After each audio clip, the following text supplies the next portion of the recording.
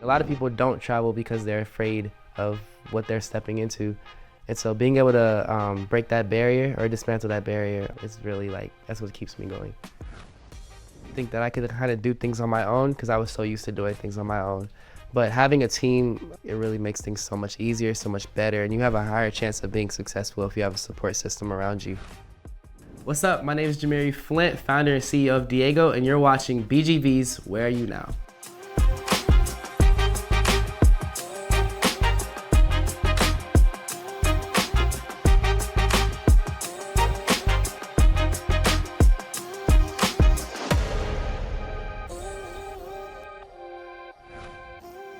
Jamiri. How you doing? I'm good.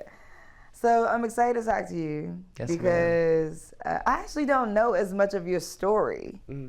I know just about after you've been a part of BGV, but I don't know a lot of your backstory. So I'm really curious. Tell me about it. So who are you? Where'd you come from? How did you come to start D.I.E.G.O? Yeah, so I'm originally from Sacramento, California, but my mom made the decision to move to Casablanca, Morocco when I was 13. And she just kind of up and came up with this decision. So in the middle of my 7th grade year, we were ready to move for my 8th grade year. So that was really hard for me because coming from Sacramento, I was like, we're going what? Where? Casablanca, right. Morocco. I never heard of it before. So we had, she made that decision to move because she's an international teacher. And so she taught out there. So me and my siblings, my sisters, we went with her. And when we first moved there, I was nervous, and I didn't really understand how different countries were from America. And so I did a lot of things that you weren't supposed to do out there. I'm left-handed, and they told me you're not supposed to shake or hand things to people with your left hand, or you're supposed to cover up. It's hot in California, especially Sacramento. And I think when we left, we're in the middle of a drought. So my siblings, they brought a lot of clothes. There's shorts and tank tops and stuff like that, where in Morocco, you're supposed to cover up at all times, even when it's hot, cold. So it was a different culture, and that was a huge culture shock for us and for me.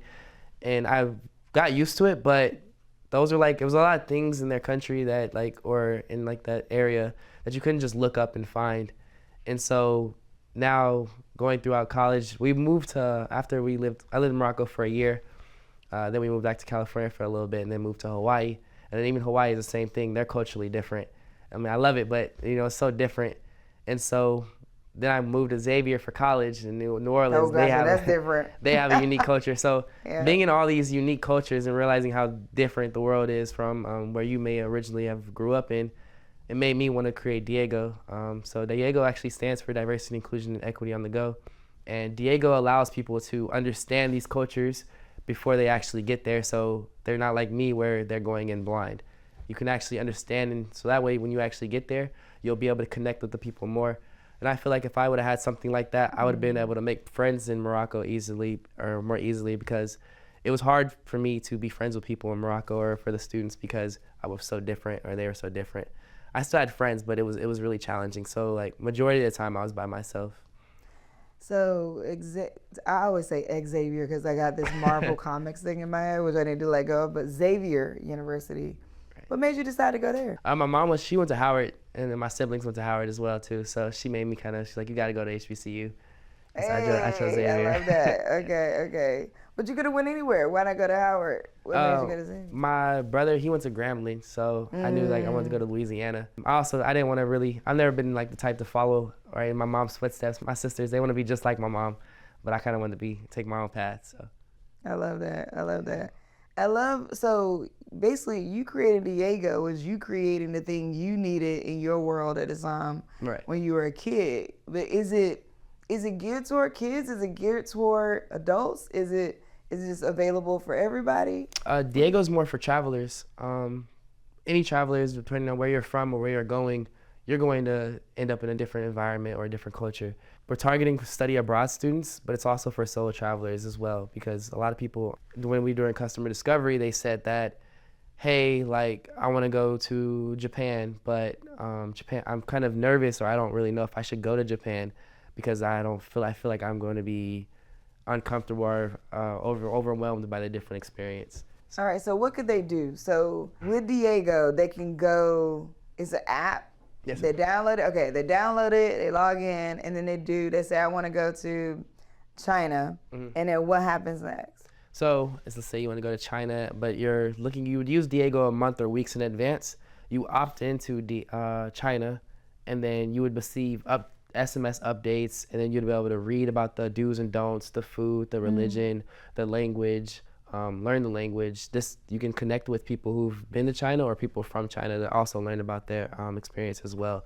And so weeks and a month in advance, you'd be able to prepare for your trip, and it'd almost be like you've been to China before, but before you actually get there. I love the community aspect when you talk about you could be able to talk to people that live in that country or have been there or are from there, because sometimes you want to know, like, should I eat at this place or should I go into this neighborhood, or like, hey, I'm getting an Airbnb and I want to get it in this neighborhood. Anybody heard of that? Right. So it's kind of like almost like in that aspect, there's sort of like a Reddit feel to it almost. Like, is it threads like that? Right. Or okay, got it. So it's like if someone went to China already, they get to share their experiences, or they get to like put pictures and say, hey, this is what I like, this is what I didn't like, this is where I went, this is how I feel about it.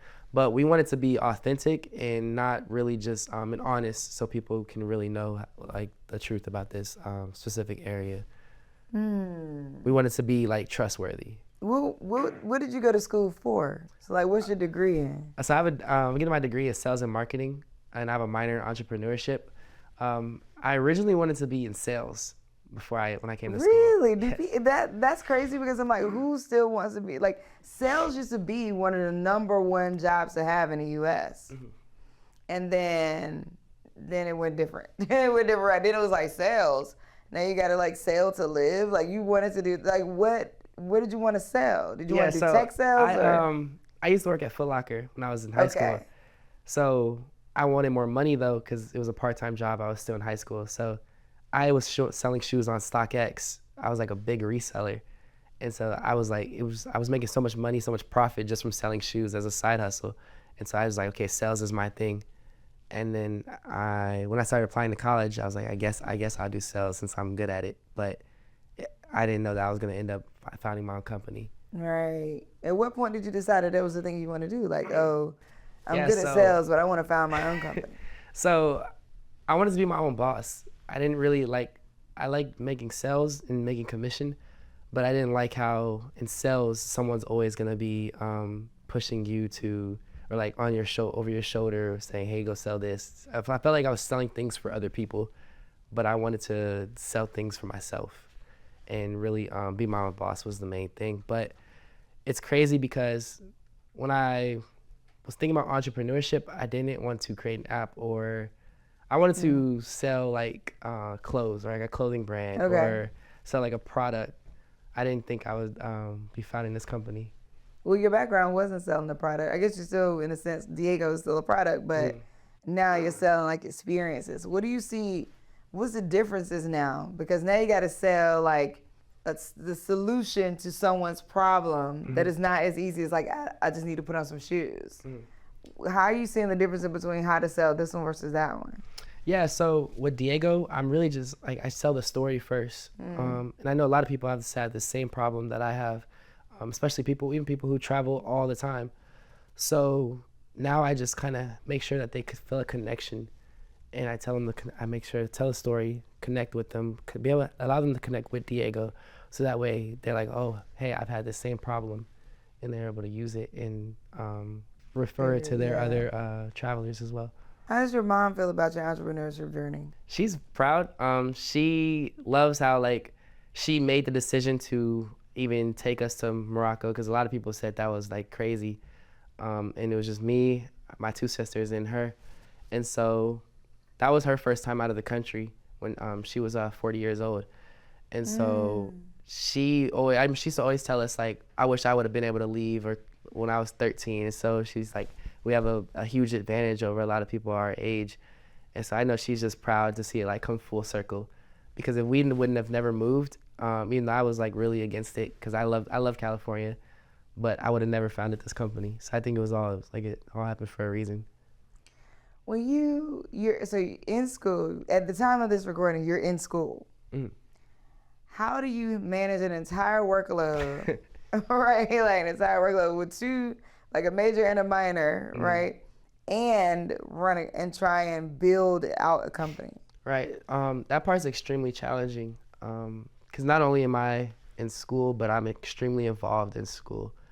And so being involved on campus, having all these classes, and then I also, even when I'm not in school, like over the summer, I have 2 jobs.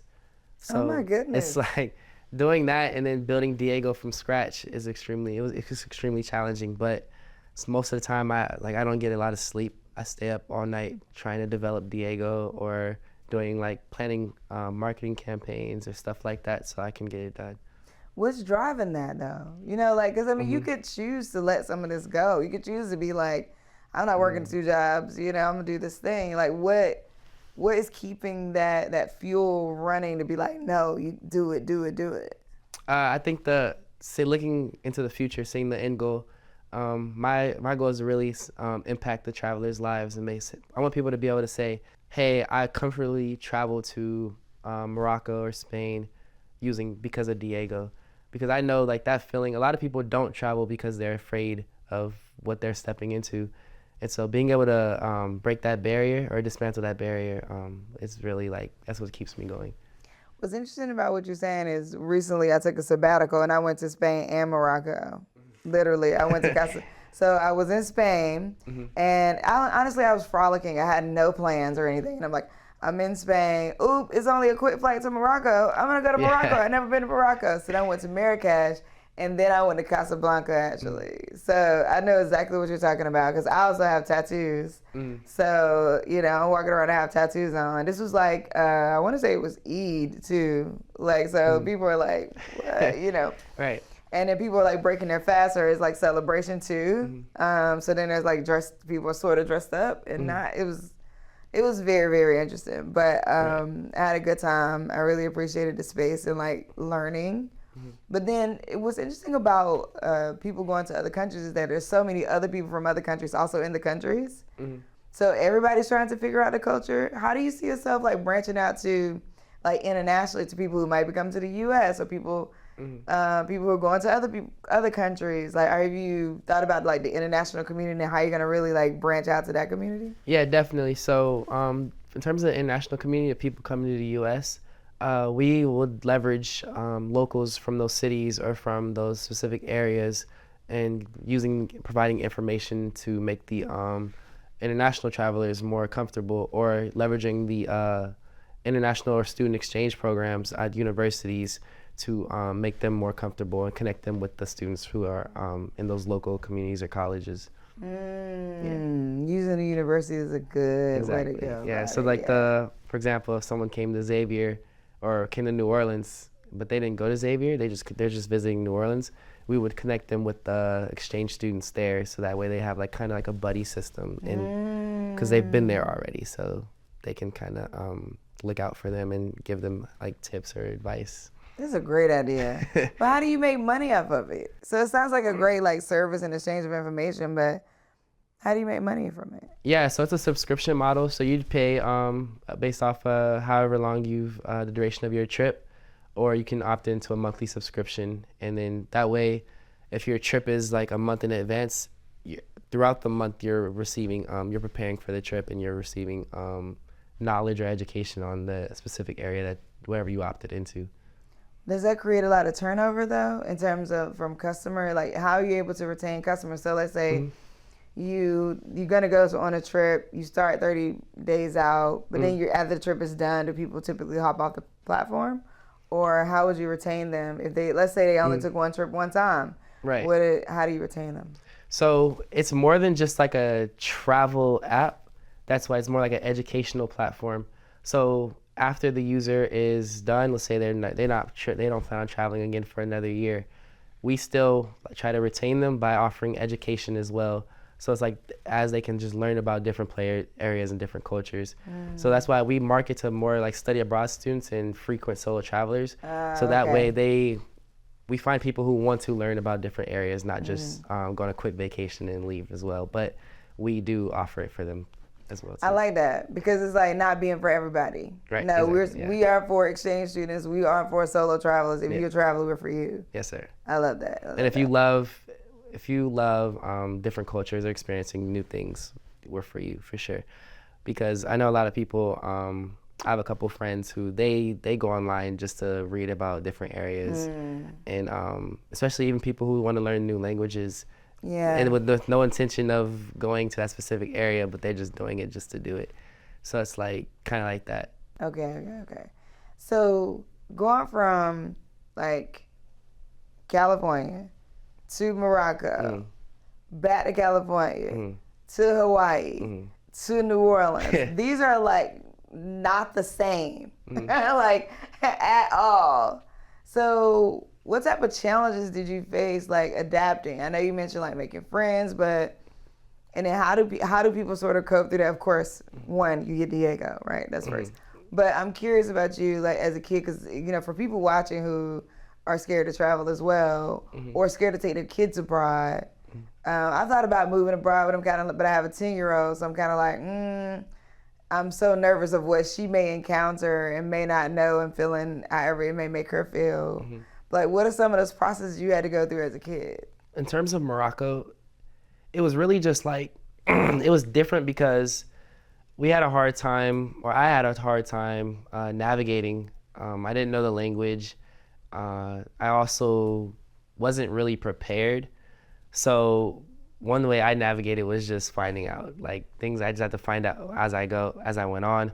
And then in terms of Hawaii, like their culture, they're very welcoming. So it was more comfortable for me to connect with them. And then going to New Orleans, it was really just adapting. You have to be able to adapt to the different cultures. I mean, it can take some time, but adapting was probably my hardest or my biggest challenge, because I would say once I got to New Orleans and Hawaii, I was so used to having to adapt to Morocco, so it was easier. But that first time was definitely really hard. So I see you pledge Kappa. Yes, ma'am. Okay. Yes, ma'am. What year did you pledge? This year. Okay. So I see you got your jacket proud. You're like, this is the year. Okay. Yes, why, out of all the fraternities that you could have chose, why Kappa? Yeah, so Kappa Alpha Psi, they're actually, especially my chapter, the Beta Iota chapter, we have so many successful entrepreneurs in our chapter. And so that's why I really, that stood out when I went to Xavier. And I was like, I gotta, that's me. Yeah, okay.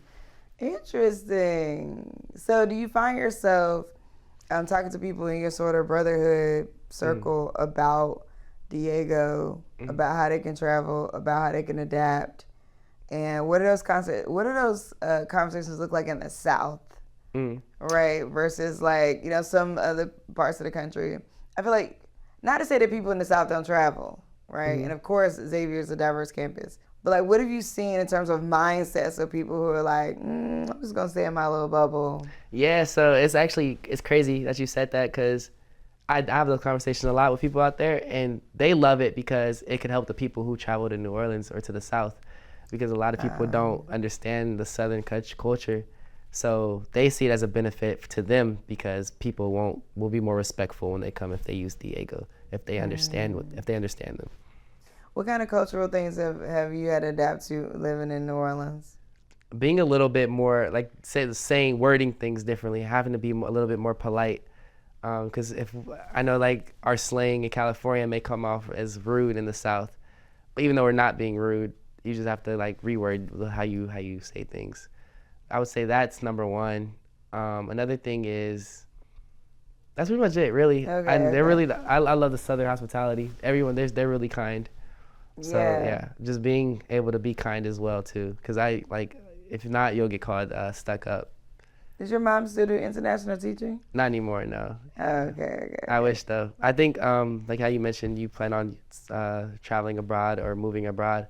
I think that was probably the best decision she's ever made for us. Did she ever move back abroad, or that was it? No, she wanted us to finish college first, so she's probably gonna go back abroad soon. My older sister, she lives in Thailand now. And Wow. So, yeah, my little sister, she's probably, after she graduates from Howard, she's probably going to move abroad too, and then me as well. So, You're going to move? Where are you? Oh, because you're about to graduate. Yes. As of this recording, you're about to graduate, right? And where are you going to move? I kind of want to move to Italy.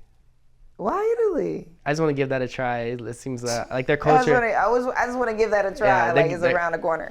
What like is there? Go ahead. Their culture is so significant. A lot of things that we do, we got from Italy, and so like a lot of things like that just around the world comes from Italy. So I want to live where it has a strong cultural presence, and Italy is definitely up there. Does it affect you in like regular conversations where you're talking to other people, you're kind of like looking at them like, yeah, that doesn't make sense, or like looking at them like, yeah, you're saying that because you don't travel anywhere. Definitely. But I mean, I don't feel a type of way because it's not their fault. You really know what you know, and so that's why I created D.I.E.G.O, because I want people to be able to at least have a resource to understand, so that way they can have those conversations with people even if they haven't been there. Prior to being a part of Black Girl Ventures, because you were in the Black Girl Ventures NextGen cohort that I believe was our third or fourth one. Had you had any accelerator experiences, or had you been a part of like other like trainings and things like that? I have, but none of them were significant as Black Girl Ventures, for sure. Mm-hmm. Black Girl Ventures, the NextGen program, allowed me to develop an MVP. The guest speakers inspired me to go find a team. Like that was like probably like the realest accelerator that I've ever been in, because I was like, things are moving.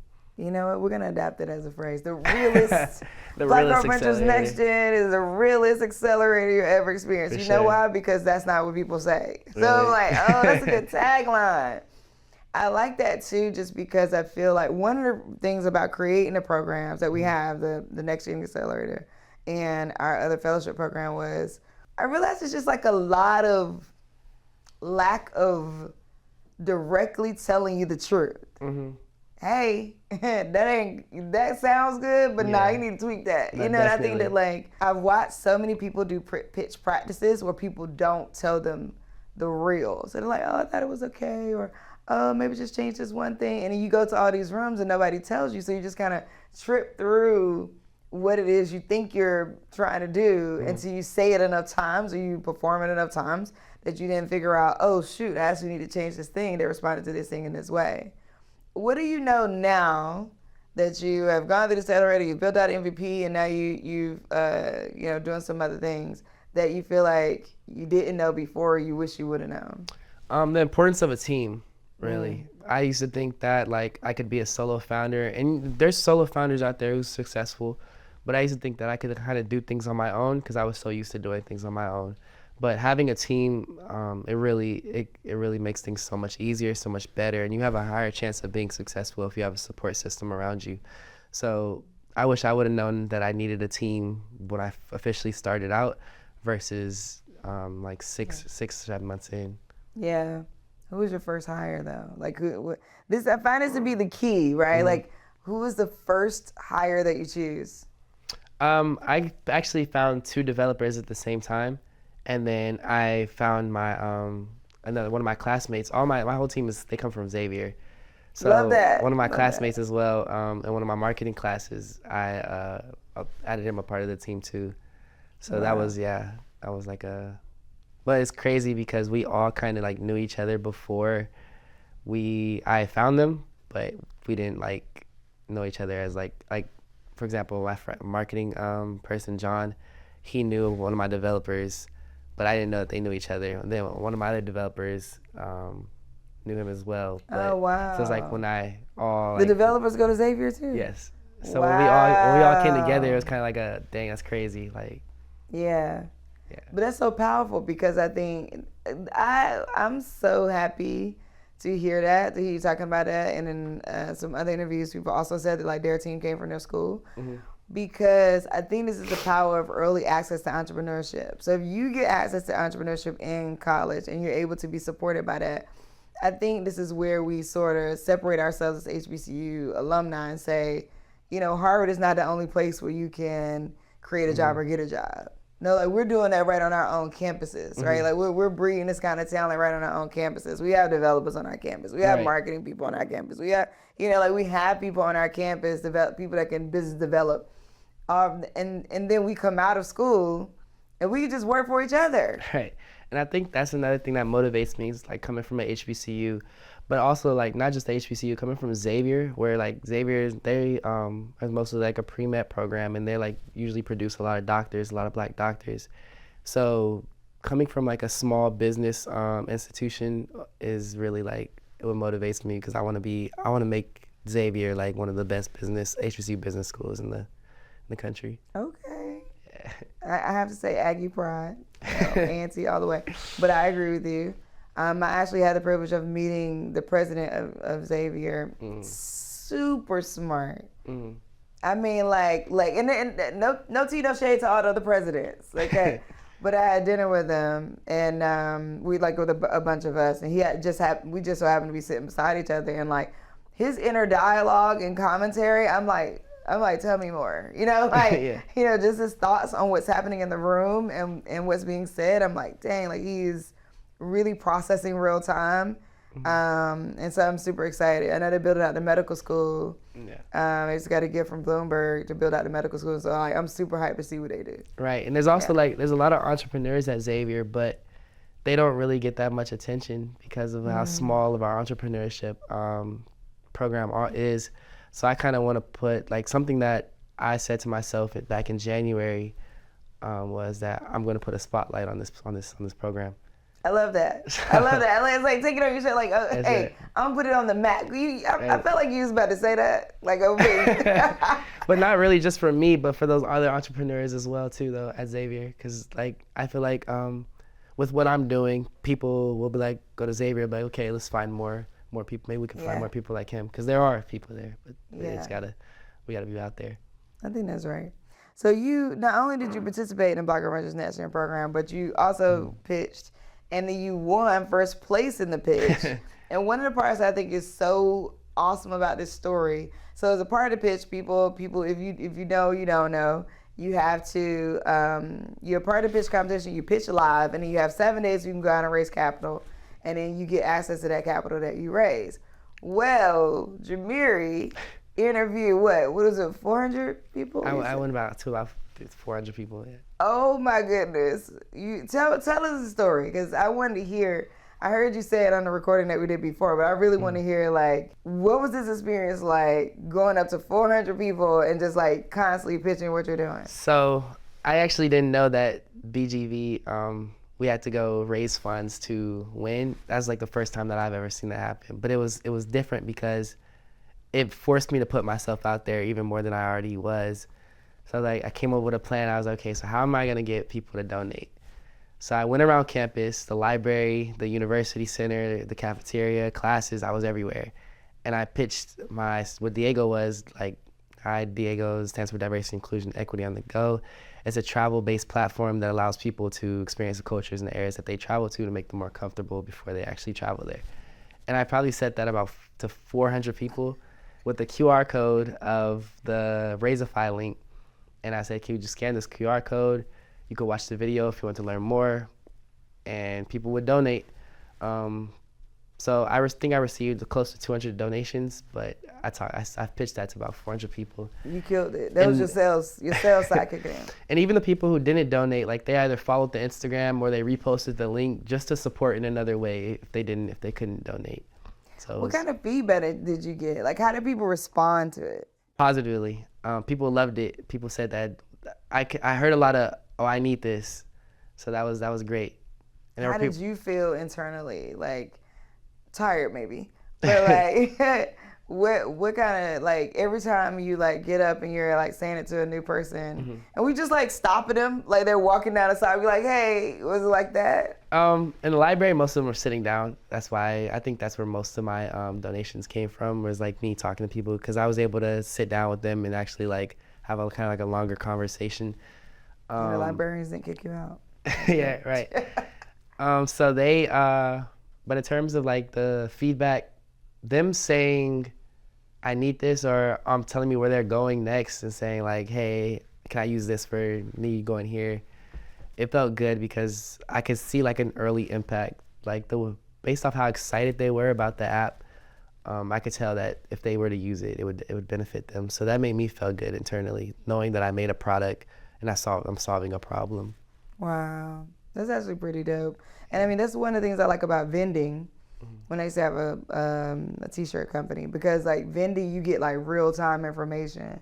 People either like it or they don't. Right. You know, and you'll know it by the approach or like how they respond. Oh, that's cool.